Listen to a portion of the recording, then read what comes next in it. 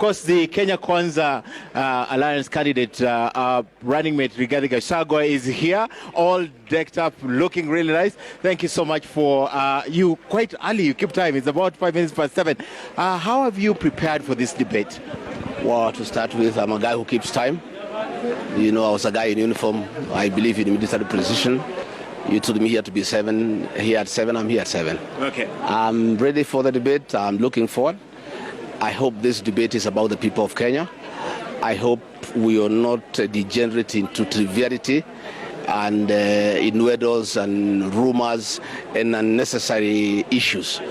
I trust that the moderators will give us a chance to present to the people of Kenya our plan to turn around the economy, to change their lives, to put food on the table, to make sure that every Kenyan can pay their bills, they can take their children to school, to make sure that every Kenyan who goes to hospital cannot be detained there because of lack of money, and to restore the dignity of the Kenyan people. Okay. You know, Kenyans are in a state of helplessness. Kenyans feel very dejected. They lack hope. We need to give them a plan. Okay.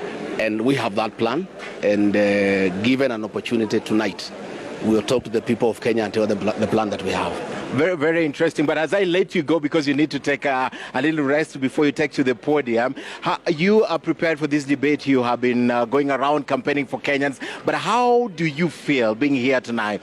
This is the day, you know, because obviously you're prepared for it. I feel good because I'll have an opportunity to talk to many Kenyans who don't come to public rallies. There are many Kenyans who, because they are working, they are busy in business, some outside the country, they don't get time to attend public rallies where we have been pushing our agenda and explaining to the people of Kenya why they should give Dr. William Ruto and I a chance to change their lives, to restore their dignity, to give them hope, to inspire them. Right. And those are the Kenyans I want to talk tonight. And I trust and pray that the moderators will not be trivial.